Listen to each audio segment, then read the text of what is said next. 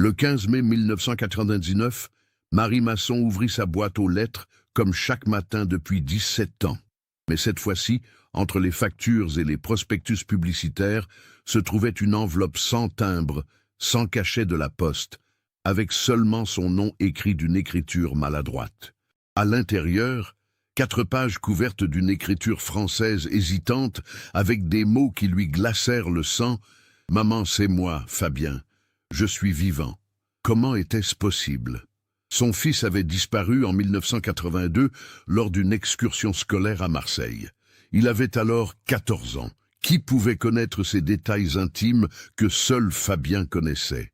Avant de continuer avec cette histoire perturbante, si vous appréciez les cas mystérieux réels comme celui-ci, abonnez-vous à la chaîne et activez les notifications pour ne manquer aucun nouveau cas. Maintenant, découvrons comment tout a commencé. En 1982, Marseille était une ville en pleine transformation. Le port autonome employait encore des milliers de dockers et les quartiers populaires du centre-ville vibraient d'une activité industrielle intense. La famille Masson habitait dans le 15e arrondissement, dans une modeste maison mitoyenne de la rue Fortuné-Marion, près du métro Bougainville, qui venait d'être inauguré. Claude Masson, 42 ans, travaillait comme mécanicien naval au chantier de réparation navale de la Ciotat. Chaque matin à 5 heures, il prenait sa Renault 12 pour rejoindre son poste. Marie, 38 ans, enseignait le français au collège Edmond Rostand dans le 6e arrondissement. Elle avait obtenu ce poste 3 ans plus tôt, après avoir terminé ses études à l'université d'Aix-en-Provence. Fabien était leur fils unique. À 14 ans, il était un élève moyen mais curieux, passionné par les bateaux comme son père. Il rêvait de devenir capitaine au long cours et passait ses après-midi à dessiner des navires dans ses cahiers. Ses parents le décrivaient comme un garçon calme, peut-être un peu trop confiant avec les inconnus. Il avait une cicatrice distinctive sur la main droite, résultat d'une chute de vélo à l'âge de 8 ans, et portait toujours un bracelet en cuir tressé que sa grand-mère lui avait offert. La famille vivait une existence paisible, rythmée par les horaires de travail et les week-ends passés à explorer les calanques. Marie cultivait un petit potager derrière la maison où elle faisait pousser des tomates et des herbes de Provence. Claude bricolait dans son garage, réparant les appareils électroménagers des voisins pour arrondir les fins de mois. Fabien aidait parfois, apprenant les rudiments de la mécanique. Le quartier était typique des zones populaires marseillaises de l'époque, un mélange de familles françaises de souche et d'immigrants maghrébins arrivés dans les années 60. Les enfants grandissaient ensemble, jouaient au football sur la place Jean Jaurès et se retrouvaient à la sortie du collège. Fabien avait pour meilleur ami Samir Kaldi, dont les parents tenaient une épicerie rue de Lyon. Le matin du 23 mars 1982, Fabien se leva à 6h30 comme d'habitude. Il avait préparé son sac la veille au soir pour l'excursion scolaire au port autonome de Marseille.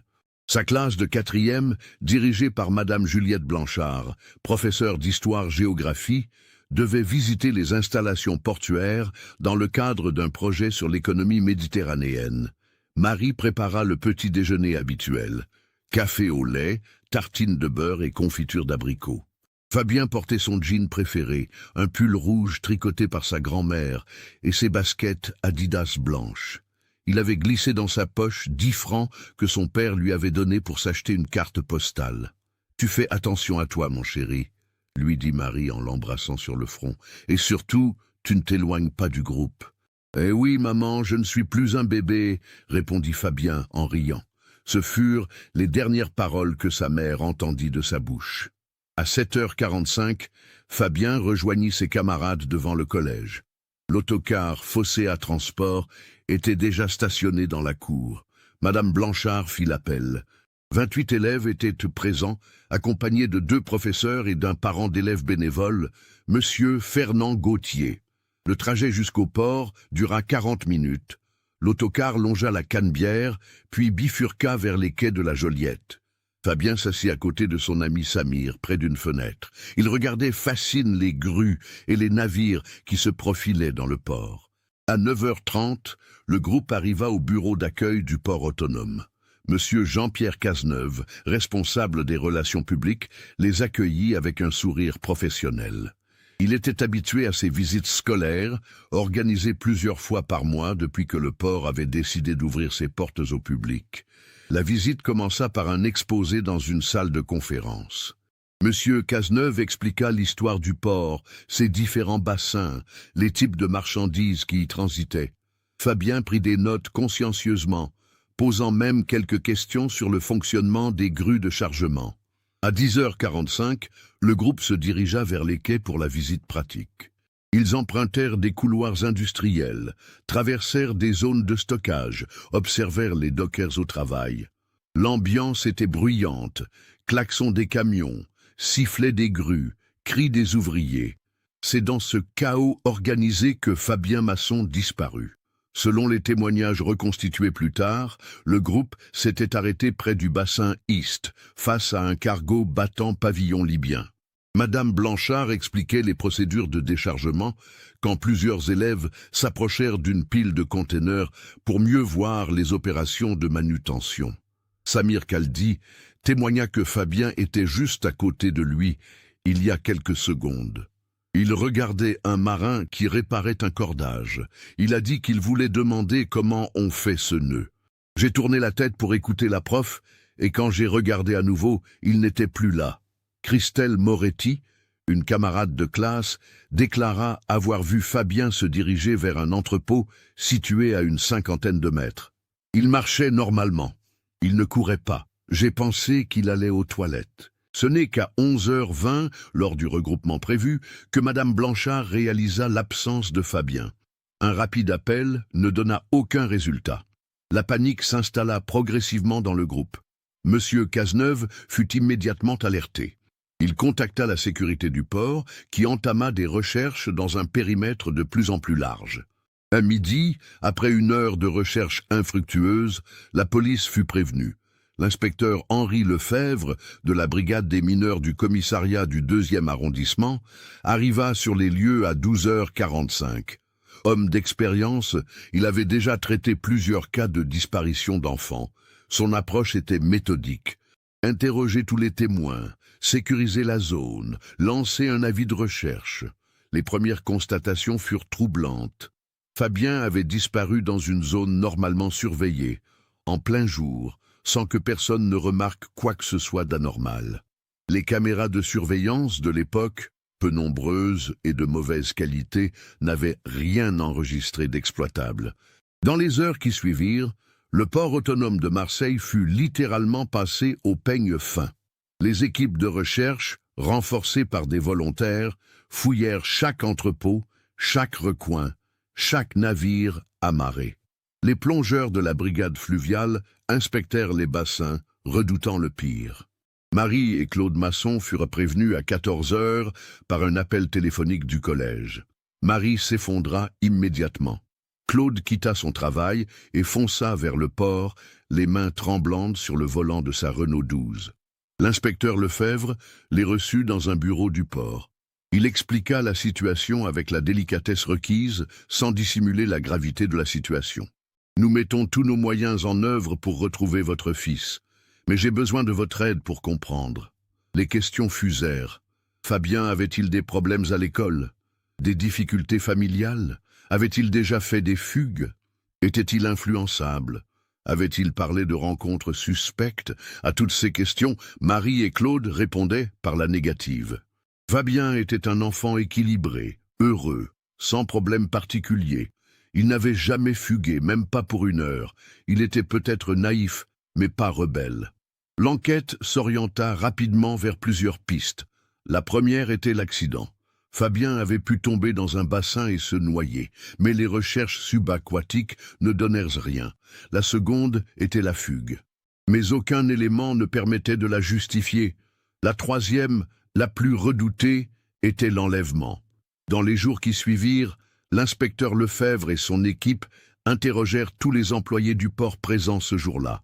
Plus de 150 personnes furent entendues, dockers, mécaniciens, chauffeurs, agents de sécurité, marins des navires amarrés. Un témoignage attira particulièrement l'attention. Ahmed Ben Ali, docker de 50 ans, déclara avoir vu un adolescent correspondant à la description de Fabien discuter avec un homme près du bassin ouest, vers 11 heures. Le gamin avait l'air intéressé par ce que lui disait l'homme. Il parlait de bateau, je crois. J'ai pas fait attention sur le moment. Malheureusement, Ahmed ne put donner une description précise de l'homme. La quarantaine, cheveux bruns, habillé comme un marin. Il y en a des centaines comme ça dans le port. Cette piste fut explorée minutieusement. Tous les marins des navires présents furent interrogés. Leurs alibis furent vérifiés. Aucun élément suspect n'émergea. Les recherches continuèrent avec une intensité décroissante. L'avis de recherche fut diffusé dans toute la région Provence-Alpes-Côte d'Azur. La photo de Fabien, souriant dans son pull rouge, fut placardée sur tous les panneaux d'affichage de Marseille. Marie et Claude organisèrent leur vie autour de cette disparition. Marie prit un congé de maladie, incapable de reprendre ses cours. Claude continua à travailler, mais ses collègues remarquèrent de son air absent, ses erreurs répétées. Le soir, ils se retrouvaient tous les deux dans la cuisine, ressassant les mêmes hypothèses, les mêmes espoirs. Le téléphone sonnait régulièrement. Des témoins pensaient avoir vu Fabien à la gare Saint-Charles, sur la Canebière, dans un bus à Aubagne. Chaque appel redonnait espoir. Chaque vérification le brisait un peu plus. Un mois après la disparition, l'inspecteur Lefebvre fit le point avec les parents. « Nous avons épuisé toutes les pistes locales. Je ne vais pas vous mentir, après un mois sans nouvelles, les chances de retrouver Fabien vivant diminuent considérablement. » Marie refusa d'entendre ces mots. « Mon fils est vivant, je le sens. Une mère sait ces choses-là. » L'enquête bascula alors vers une dimension plus large. Les services de police diffusèrent l'avis de recherche au niveau national, puis international. Des contacts furent pris avec Interpol. On suspecta un réseau de trafiquants, sans jamais pouvoir le prouver. Petit à petit, l'affaire Fabien Masson rejoignit le dossier des disparitions non élucidées. L'inspecteur Lefebvre continuait à recevoir des signalements sporadiques, mais les pistes s'amenuisaient. Au bout d'un an, le dossier fut classé sans suite, tout en restant ouvert. La disparition de Fabien transforma radicalement la vie de ses parents. Marie finit par reprendre le travail 6 mois plus tard, mais elle n'était plus la même. Ses collègues la décrivaient comme absent, préoccupée. Elle avait perdu 15 kilos et ses cheveux avaient blanchi prématurément. Claude, de son côté, se noyait dans le travail. Il acceptait toutes les heures supplémentaires, tous les dépannages d'urgence. Le soir, il s'installait dans le garage et bricolait jusqu'à tard dans la nuit, incapable de supporter le silence de la maison. Leur couple, solide depuis 16 ans, commença à se fissurer. Ils ne parlaient plus que de Fabien, de l'enquête, des nouvelles pistes. Ils consultèrent des voyants, contactèrent des radiesthésistes, explorèrent toutes les voies irrationnelles que leur désespoir leur suggérait. Le 23 mars 1983, premier anniversaire de la disparition, ils organisèrent une messe à l'église Saint-Joseph du quartier. Une quarantaine de personnes étaient présentes. Des voisins, des collègues, des parents d'élèves. Madame Blanchard vint aussi, rongée par la culpabilité. « Je me demande chaque jour ce que j'aurais pu faire différemment », confia-t-elle à Marie. « J'aurais dû mieux surveiller, j'aurais dû anticiper. » Marie la consola. « Ce n'est pas votre faute. Fabien était un enfant responsable. Personne n'aurait pu prévoir. » Au fil des ans, la douleur évolua. L'espoir fou des premiers mois céda place à une attente résignée. Marie transforma la chambre de Fabien en sanctuaire. Elle y conservait ses affaires exactement comme il les avait laissées. Les cahiers sur le bureau, les posters de bateau au mur, les vêtements dans l'armoire. Chaque année, le 23 mars, elle y déposait une rose rouge et parlait à son fils comme s'il était présent. « Tu me manques, mon chéri. Si tu es quelque part, donne-moi un signe. N'importe quoi, juste pour que je sache que tu es en vie. » Claude, moins expansif, exprimait différemment son chagrin. Il avait pris l'habitude de faire de longues marches le long des quais du port, là où son fils avait disparu. Il scrutait les visages, espérant apercevoir les traits de Fabien dans un adolescent, puis dans un jeune homme. Les années passèrent. 1985, 1990, 1995. Fabien aurait eu 17 ans, 22 ans, 27 ans. Ses parents imaginaient comment il aurait évolué, quelle carrière il aurait choisi s'il aurait fondé une famille. Ils consultèrent régulièrement l'inspecteur Lefebvre, puis ses successeurs. De nouveaux témoignages arrivaient sporadiquement. Un homme ressemblant à Fabien aperçu à Nice, un autre à Lyon. Chaque fois, l'espoir renaissait. Chaque fois, la déception était au bout. En 1995, 13 ans après la disparition, Claude commença à développer des problèmes cardiaques. Le médecin lui prescrivit du repos, mais comment se reposer quand on porte un tel poids? Marie s'inquiétait pour lui, mais aussi pour elle-même.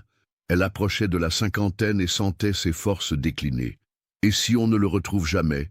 demanda-t-elle un soir à son mari. « Alors on continuera à l'attendre », répondit Claude simplement. L'année 1999 commença comme les autres. Marie, 55 ans, enseignait toujours au collège Edmond Rostand. Claude, 59 ans, avait été muté au service d'entretien des chantiers navals, son cœur ne supportant plus les efforts physiques intenses. Ils avaient déménagé 3 ans plus tôt, ne supportant plus de vivre dans la maison où Fabien avait grandi.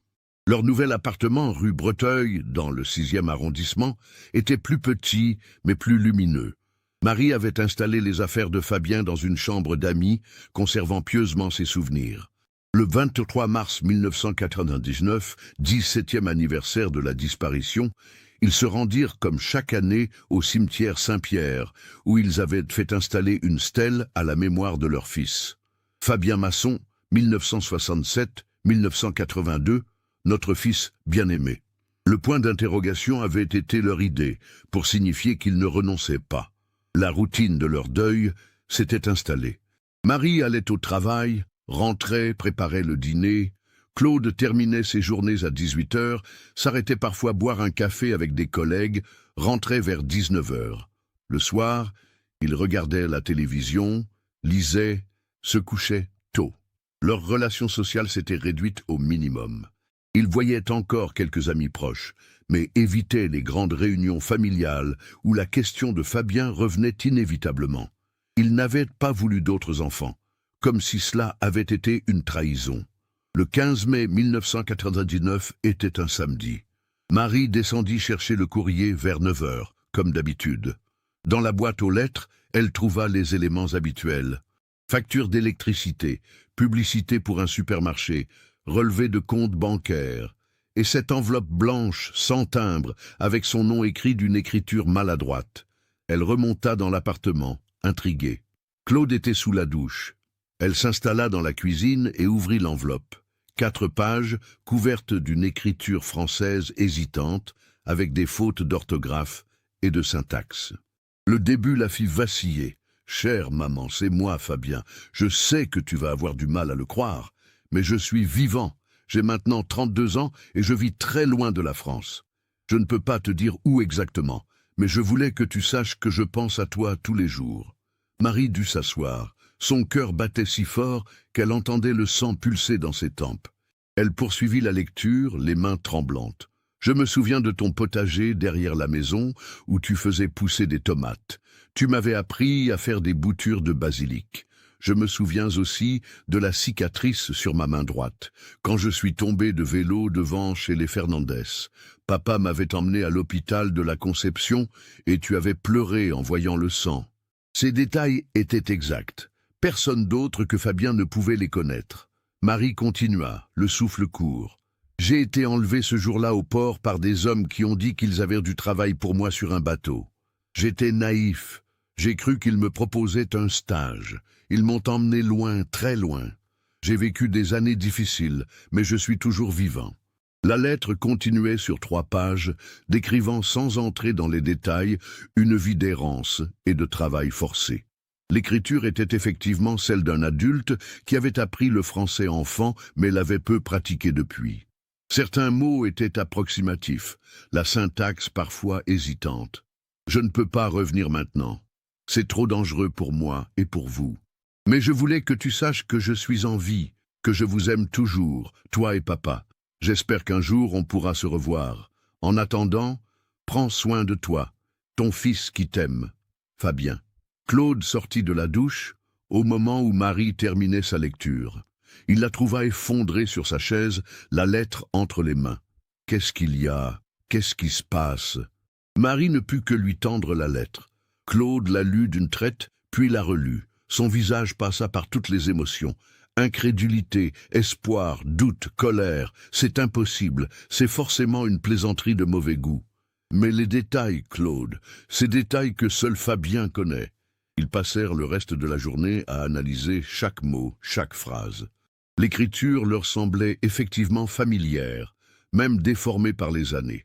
Le style correspondait à ce qu'aurait pu devenir le français de Fabien après 17 ans d'absence. Le lundi matin, Marie contacta le commissariat. L'inspecteur Lefebvre avait pris sa retraite en 1995, mais l'affaire avait été reprise par l'inspecteur Marc Santini, spécialisé dans les disparitions d'enfants. L'inspecteur Santini était un homme méticuleux, âgé de 45 ans. Il avait rejoint la police judiciaire de Marseille en 1985 et avait eu l'occasion de consulter le dossier Fabien Masson à plusieurs reprises. Cette affaire non résolue l'avait toujours intrigué. Quand Marie et Claude se présentèrent à son bureau avec la lettre, il la lut attentivement, sans montrer d'émotion particulière. Il connaissait la détresse des familles et les nombreuses fausses pistes que génèrent les disparitions médiatisées. « Je comprends votre émotion, » dit-il calmement, « mais nous devons rester prudents. Il y a des gens qui s'amusent à ce genre de plaisanteries cruelles. Mais les détails, » insista Marie, « ces détails intimes que seul Fabien connaissait. » L'inspecteur Santini avait déjà réfléchi à cette objection. « Madame Masson, votre fils a disparu il y a 17 ans. Depuis, vous avez parlé à des dizaines de personnes, policiers, journalistes, amis, voisins. Certains détails ont pu filtrer. Néanmoins, il accepta de rouvrir officiellement l'enquête. La lettre fut envoyée au laboratoire de police scientifique pour analyse graphologique et recherche d'empreintes. Les résultats arrivèrent 15 jours plus tard. Aucune empreinte exploitable n'avait été trouvée sur le papier ou l'enveloppe. L'analyse graphologique était plus intéressante. L'écriture présentait des similitudes avec celle de Fabien adolescent, mais aussi des différences significatives. Le rapport concluait compatible avec une évolution naturelle de l'écriture sur 17 ans, mais sans certitude absolue.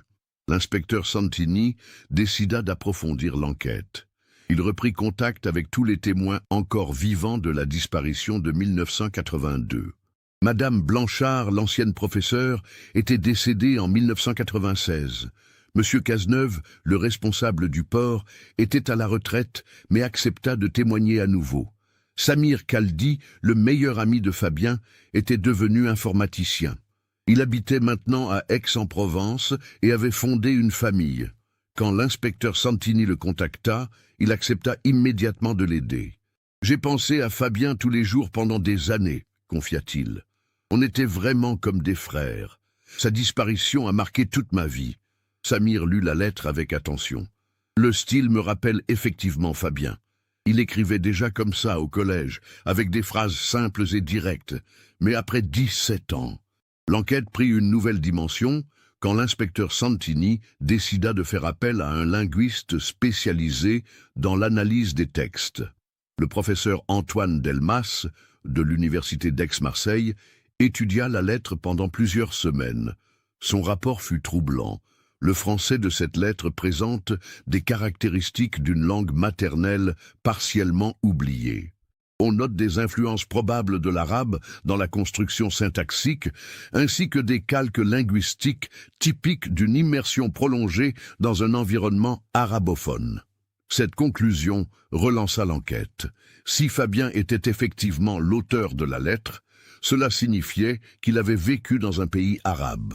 L'inspecteur Santini contacta les services d'Interpol pour élargir les recherches au Maghreb et au Moyen-Orient. Parallèlement, il fit appel à un détective privé spécialisé dans les disparitions internationales. Jean-Luc Moreau était un ancien commissaire de police reconverti qui avait développé un réseau de contacts dans plusieurs pays méditerranéens. Les enlèvements d'enfants européens pour les vendre comme main-d'œuvre dans les pays du Sud, ça a existé, expliqua-t-il à l'inspecteur Santini. C'était plus fréquent dans les années 70 et 80. Mais les réseaux étaient très discrets et très organisés. Les recherches de Jean-Luc Moreau portèrent rapidement leurs fruits. En explorant les archives de plusieurs consulats français au Maghreb, il découvrit des témoignages troublants. Plusieurs familles françaises avaient signalé, dans les années 80 et 90, avoir aperçu des enfants européens dans des situations suspectes. À Casablanca, en 1987, une touriste française avait signalé avoir vu un adolescent blond, parlant français avec un accent du Midi, qui travaillait dans des conditions précaires sur un chantier de construction. Quand elle avait voulu l'approcher, des hommes l'avaient chassé. À Tunis, en 1991, un diplomate français avait rapporté le témoignage d'un médecin local qui soignait régulièrement de jeunes Européens dans une exploitation minière de la région de Gafsa. Ces enfants, devenus adolescents puis adultes, étaient apparemment retenus contre leur gré. Ces témoignages, épars et anciens, commencèrent à dessiner le contour d'un trafic international. Jean-Luc Moreau concentra ses recherches sur les ports méditerranéens, soupçonnant une filière maritime. C'est à Alger qu'il obtint les informations les plus précises.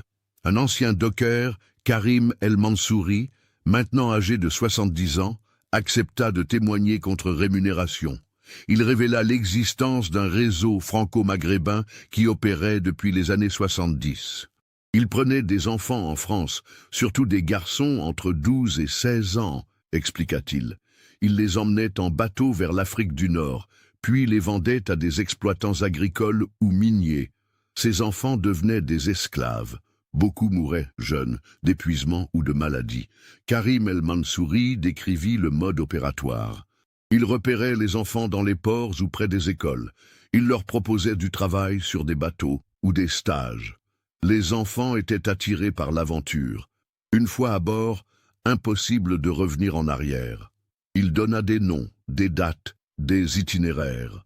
L'organisation était dirigée par un certain Ahmed Ben Ali, le même docker, qui avait témoigné en 1982 avoir vu Fabien parler avec un inconnu. Cette coïncidence ne pouvait pas être fortuite. L'inspecteur Santini lança immédiatement des recherches sur Ahmed Ben Ali. L'homme avait quitté Marseille en 1984, officiellement pour retourner au pays. Aucune trace de lui depuis cette date dans les fichiers français. Grâce au contact de Jean-Luc Moreau, ils découvrirent qu'Ahmed Ben Ali avait effectivement regagné l'Algérie en 1984. Il avait vécu à Oran jusqu'en 1995, date à laquelle il avait mystérieusement disparu. Les autorités locales suspectaient un règlement de compte entre trafiquants. Les pièces du puzzle commençaient à s'assembler. Fabien avait très probablement été enlevé par le réseau d'Ahmed Ben Ali, emmené en Afrique du Nord et vendu comme main-d'œuvre. La lettre de 1999 provenait donc vraiment de lui, 17 ans après sa disparition. Fort de ces révélations, l'inspecteur Santini demanda l'aide des autorités algériennes. La coopération policière franco-algérienne était complexe à cette époque. Mais l'affaire touchait suffisamment les deux pays pour justifier une enquête conjointe. Le commissaire Youssef Benessa, de la police judiciaire d'Alger, accepta de collaborer. Il connaissait bien les réseaux de trafic qui sévissaient dans la région depuis les années 70. Ces organisations exploitaient la pauvreté et la corruption locale, expliqua-t-il. Ils achetaient la complicité de responsables locaux et faisaient travailler les enfants dans des conditions épouvantables. Les recherches se concentrèrent sur les exploitations minières et agricoles de l'intérieur du pays où des enfants européens auraient pu être cachés. Plusieurs témoignages confirmèrent la présence, dans les années 80 et 90, de jeunes Français dans des fermes isolées de la région de Djelfa. Un témoignage particulièrement précis attira l'attention. Fatima Benouda, ancienne cuisinière dans une exploitation agricole près d'Aflou, se souvenait d'un jeune homme blond qui travaillait au champ depuis plusieurs années. Il parlait français avec l'accent du Sud, témoigna-t-elle. Il disait s'appeler Fabien et qu'il venait de Marseille. Il travaillait dur, ne se plaignait jamais. Les autres ouvriers l'aimaient bien. Il avait appris l'arabe et nous aidait parfois à la cuisine. Fatima décrivit un jeune homme d'environ 25 ans, mince, avec des cheveux blonds et des yeux bleus. Il portait une cicatrice à la main droite et un bracelet en cuir tressé qu'il ne quittait jamais. Ces détails correspondaient parfaitement au signalement de Fabien. Un jour, en 1998, il a disparu, poursuivit Fatima. Le patron a dit qu'il était parti travailler ailleurs. Mais nous, on n'y a pas cru. Fabien n'aurait jamais quitté les lieux sans nous dire au revoir. Cette piste semblait prometteuse, mais l'exploitation agricole avait fermé en 1999 et son propriétaire était décédé. Les ouvriers s'étaient dispersés, certains étaient retournés dans leur village d'origine, d'autres avaient émigré. L'enquête prenait des proportions internationales. L'inspecteur Santini coordonnait les recherches depuis Marseille, tandis que le commissaire Benessa menait les investigations sur le terrain algérien. Jean-Luc Moreau servait d'intermédiaire, utilisant ses contacts pour obtenir des informations que les voies officielles n'auraient pas permis d'obtenir. Les investigations révélèrent l'ampleur du trafic. Entre 1975 et 1995, le réseau dirigé par Ahmed Ben Ali avait enlevé plusieurs dizaines d'enfants français, principalement dans les ports méditerranéens. Ces enfants étaient acheminés vers l'Afrique du Nord par bateau, puis vendus à des exploitants agricoles ou miniers. La plupart des victimes étaient des garçons âgés de 12 à 16 ans, issus de familles modestes. Les trafiquants les choisissaient pour leur apparence physique, cheveux clairs, yeux bleus, qui en faisaient une marchandise prisée dans certaines régions. Le mode opératoire était toujours le même. Un homme se présentait comme marin ou armateur, proposait un stage ou un travail sur un bateau. L'enfant, attiré par l'aventure maritime, suivait son interlocuteur. Une fois à bord, il était emmené vers l'Afrique du Nord et vendu. Les autorités françaises et algériennes reconstituèrent la liste des victimes présumées. Outre Fabien, ils identifièrent 12 autres cas de disparition suspectes entre 1975 et 1990. Des enfants disparus dans des circonstances similaires à Marseille, Nice, Toulon ou Sète. En octobre 1999, l'enquête aboutit à l'arrestation de 3 complices du réseau, encore vivants. 2 Français et un Algérien, tous âgés de plus de 60 ans. Leurs témoignages confirmèrent l'existence du trafic et le rôle central d'Ahmed Ben Ali. Ben Ali était le chef, déclara l'un d'eux. Il organisait tout, le repérage des enfants, leur transport, leur vente. Il avait des contacts partout, de Marseille à Alger. Ces arrestations permirent de reconstituer partiellement l'itinéraire de Fabien. Enlevé au port de Marseille le 23 mars 1982, il avait été emmené le soir même à bord d'un cargo vers Alger. De là, il avait été transféré vers l'intérieur du pays et vendu à un exploitant agricole. L'enfant était robuste et intelligent, témoigna l'un des complices. Il s'est adapté rapidement, il a appris l'arabe, s'est intégré parmi les ouvriers. Ben Ali était content de cette opération. Parallèlement aux arrestations, les recherches continuaient pour localiser Fabien.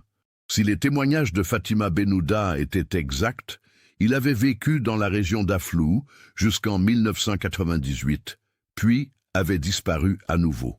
Le commissaire Benaïssa enquêta dans tous les villages de la région. Il interrogea d'anciens ouvriers agricoles, des commerçants, des responsables locaux. Plusieurs personnes se souvenaient du jeune Français blond qui travaillait dans les fermes. Il était respecté, témoigna un ancien contremaître. Il ne se plaignait jamais, faisait son travail consciencieusement. Il avait appris notre langue et nos coutumes. Mais on voyait qu'il pensait souvent à sa famille. Un détail intrigua les enquêteurs. Plusieurs témoins affirmaient que Fabien cherchait régulièrement un moyen de contacter sa famille en France. Il avait tenté d'écrire des lettres, mais n'avait jamais trouvé quelqu'un de confiance pour les poster. C'est alors qu'intervint un nouveau témoignage capital. Karim Hadji, commerçant itinérant qui sillonnait la région dans les années 90, se souvint d'une rencontre particulière en 1999. « Un jeune homme m'a abordé au marché d'Aflou, raconta-t-il. Il parlait français et arabe. Il m'a dit qu'il s'appelait Fabien et qu'il venait de Marseille. Il m'a donné une lettre en me demandant de la poster en France lors de mon prochain voyage. Karim Hadji confirma avoir effectivement posté cette lettre à Marseille en mai 1999, lors d'un voyage pour rendre visite à sa famille immigrée.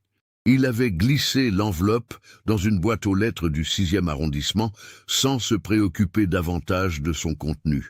Ce témoignage authentifiait définitivement la lettre reçue par Marie Masson. Fabien était bien vivant en 1999 et avait réussi à contacter sa mère après 17 ans de silence forcé. Mais où était Fabien maintenant? Selon Karim Hadji, le jeune homme avait évoqué son intention de quitter la région.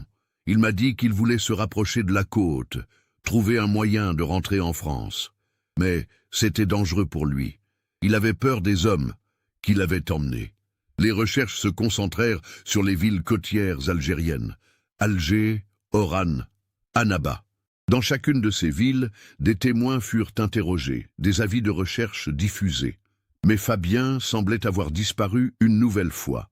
Une piste émergea à Oran en décembre 1999. Un docker témoigna avoir employé temporairement un jeune homme correspondant au signalement de Fabien. Il cherchait du travail sur les bateaux. Il voulait retourner en Europe, mais sans papier, c'était impossible. Ce témoignage laissait entrevoir que Fabien tentait effectivement de rentrer en France, mais se heurtait aux difficultés administratives et aux dangers que représentaient ses anciens ravisseurs. L'inspecteur Santini fit le point avec Marie et Claude Masson en janvier 2000. L'enquête avait permis d'établir avec certitude que leur fils était vivant en 1999, mais sa localisation actuelle restait mystérieuse. « Nous avons fait d'énormes progrès », expliqua-t-il. « Nous savons ce qui est arrivé à Fabien. Nous avons arrêté une partie du réseau responsable, mais le retrouver aujourd'hui relève de l'enquête de longue haleine. » Marie et Claude accueillirent ces révélations avec des sentiments mélangés. D'un côté, ils étaient soulagés de savoir leur fils vivant et de comprendre enfin ce qui s'était passé. De l'autre, ils réalisaient l'ampleur des souffrances qu'il avait endurées. 17 ans d'esclavage, murmura Marie. Mon pauvre enfant, qu'est-ce qu'il a dû vivre? Claude, plus pragmatique, se concentrait sur l'avenir. L'important, c'est qu'il soit vivant. S'il a réussi à nous écrire une fois, il recommencera. Il faut être patient. L'affaire Fabien Masson attira rapidement l'attention des médias. La découverte d'un réseau de trafic d'enfants entre la France et l'Afrique du Nord fit la une de plusieurs journaux nationaux. Les télévisions s'emparèrent du sujet, diffusant la photo de Fabien adolescent et celle de ses parents vieillis par l'attente. Cette médiatisation eut des effets inattendus. Plusieurs familles contactèrent la police pour signaler des disparitions similaires.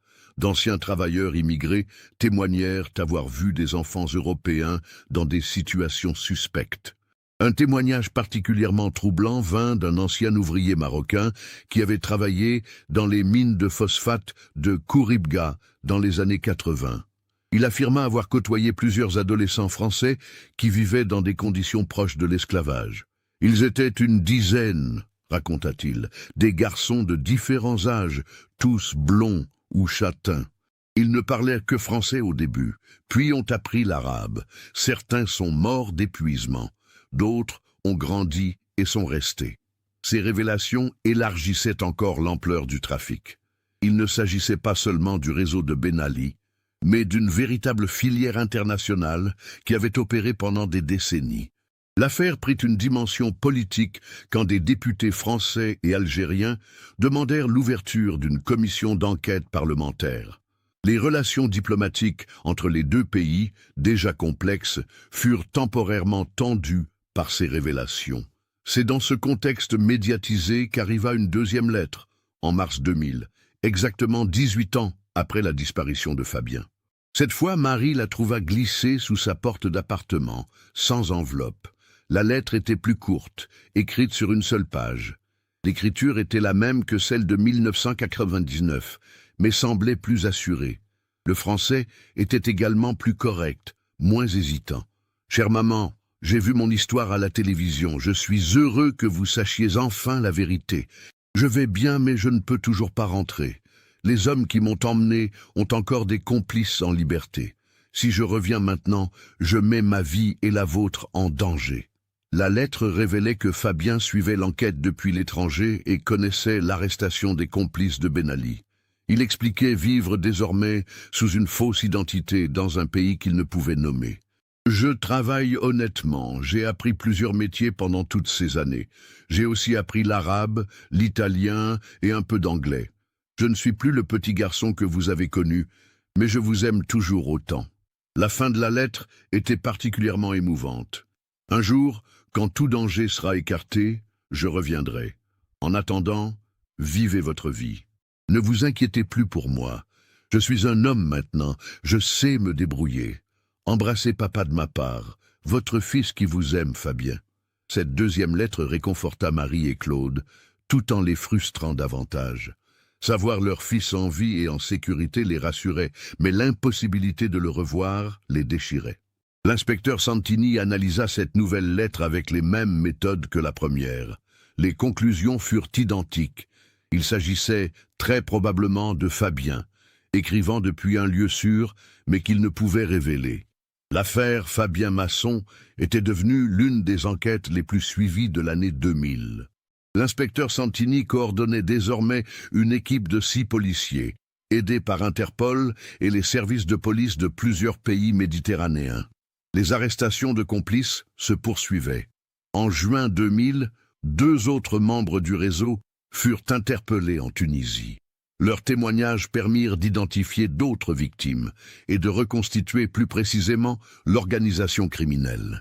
Le réseau avait fonctionné selon un modèle quasi-industriel.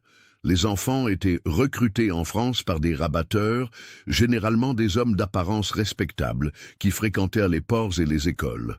Ils étaient ensuite acheminés par bateau vers l'Afrique du Nord, où des intermédiaires les vendaient aux plus offrants. Les acheteurs étaient principalement des exploitants agricoles ou miniers qui cherchaient une main-d'œuvre docile et peu coûteuse. Les enfants européens étaient particulièrement prisés car ils étaient coupés de toute aide extérieure et ne risquaient pas de s'échapper. C'était un commerce organisé, expliqua l'un des complices arrêtés. Il y avait des tarifs selon l'âge et l'apparence.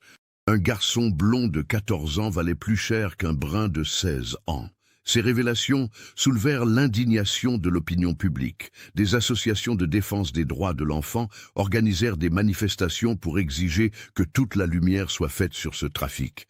En septembre 2001, s'ouvrit le procès des membres du réseau Ben Ali, arrêtés par la police. 5 hommes comparaissaient devant la cour d'assises des Bouches-du-Rhône, accusés d'enlèvement et de réduction en esclavage de mineurs. Marie et Claude Masson se constituèrent partie civile, représentée par maître Sophie Durand, avocate spécialisée dans la défense des victimes. Ils assistèrent à toutes les audiences, espérant peut-être obtenir de nouveaux éléments sur le sort de leur fils. Les débats durèrent 3 semaines. Les accusés, tous âgés de plus de 60 ans, reconnurent partiellement les faits, tout en minimisant leur rôle. Ils décrivèrent Ahmed Ben Ali comme le véritable organisateur du trafic. « Nous, on ne faisait qu'obéir », déclara l'un d'eux. Ben Ali avait des relations partout, on ne pouvait pas lui dire non. Les témoignages des victimes furent particulièrement poignants. Outre le cas de Fabien, l'enquête avait permis d'identifier 8 autres enfants enlevés par le réseau. 3 d'entre eux avaient pu être retrouvés et témoignèrent lors du procès. Leurs récits révélèrent l'horreur des conditions de vie imposées aux enfants esclaves. Travail dès l'aube, nourriture insuffisante, interdiction de parler français, punition corporelle en cas de désobéissance. Les premières années, je pensais à mes parents tous les jours, témoigna Laurent Duval, enlevé à Nice en 1979 à l'âge de 13 ans. Puis j'ai compris que je ne les reverrais jamais. J'ai arrêté d'espérer. Laurent avait réussi à s'échapper en 1995, après 16 ans de captivité. Il vivait maintenant en Espagne, sous une fausse identité, terrorisé à l'idée d'être retrouvé par d'anciens complices du réseau. Le procès se termina par des condamnations sévères, 15 à 20 ans de réclusion criminelle pour les accusés. Mais ces verdicts ne satisfirent pas entièrement les familles des victimes, qui réclamaient que toute la lumière soit faite sur l'étendue du trafic. Après le procès, l'affaire Fabien Masson continua de hanter Marie et Claude. Ils recevaient régulièrement des témoignages de personnes affirmant avoir vu leur fils dans différents pays. Espagne, Italie, Grèce, Turquie. Chaque signalement était vérifié par les autorités compétentes, mais aucun ne donna de résultats concrets. Fabien semblait avoir réussi à créer une nouvelle identité et à disparaître dans l'anonymat. En 2003, une troisième lettre arriva, toujours déposée discrètement sous la porte de l'appartement.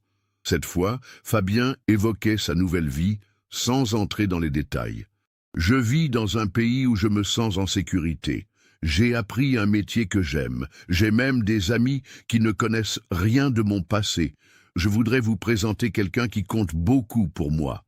Mais ce n'est pas encore possible. » Cette allusion à une relation amoureuse émut particulièrement Marie. Son fils construisait une nouvelle vie, fondait peut-être une famille. Elle était heureuse pour lui, mais triste de ne pas pouvoir partager ces moments. L'inspecteur Santini, promu commissaire en 2004, continua de s'intéresser à l'affaire. Il maintint des contacts avec ses homologues européens et maghrébins, espérant toujours obtenir une piste décisive. Fabien est devenu un expert en clandestinité, confia-t-il à Marie et Claude. Il a appris à survivre dans des conditions extrêmes. Maintenant, il utilise cette expérience pour rester invisible. C'est paradoxalement sa force. En 2005, Marie prit sa retraite anticipée de l'éducation nationale. À 61 ans, elle voulait consacrer tout son temps à retrouver son fils. Elle créa une association d'aide aux familles de disparus et milita pour une meilleure coopération policière internationale. Claude, lui, continua de travailler jusqu'à l'âge légal de la retraite. Ses problèmes cardiaques s'étaient stabilisés et l'espoir de revoir Fabien lui donnait la force de continuer. En 2007, 25 ans après la disparition de Fabien, Marie et Claude reçurent une dernière lettre.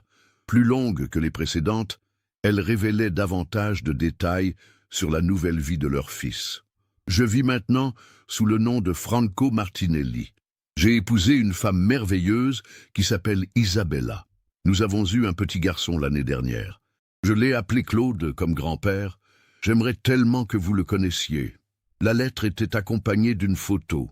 Un homme de 39 ans, bronzé, avec des cheveux plus foncés qu'autrefois, portant un enfant dans ses bras.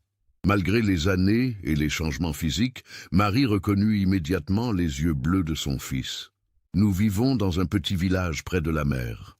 Je travaille dans la construction navale comme papa. Isabella enseigne dans l'école locale. Nous sommes heureux, mais il me manque quelque chose. Vous. » Fabien expliquait qu'il suivait toujours l'actualité française par Internet. Il savait que ses ravisseurs avaient été condamnés, que le réseau avait été démantelé.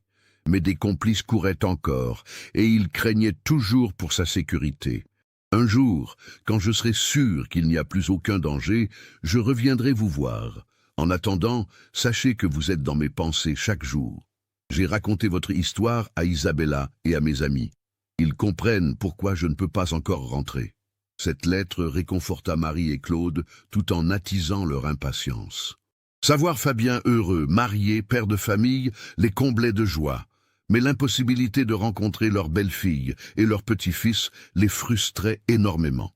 Ils encadrèrent la photo et l'installèrent dans le salon, à côté de celle de Fabien adolescent.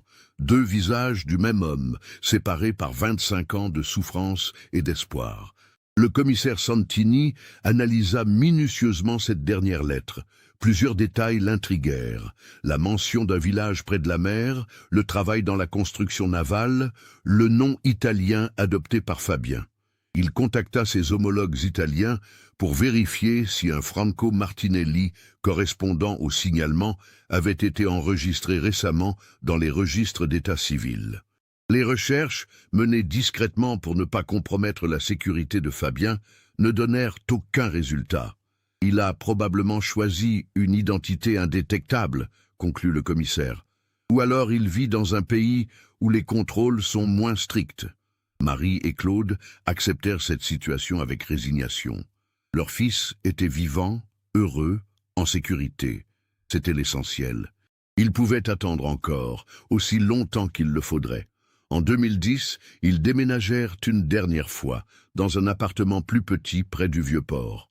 À leurs âges respectifs, 66 et 70 ans, ils voulaient profiter de leur retraite tout en restant disponibles si Fabien décidait de reprendre contact.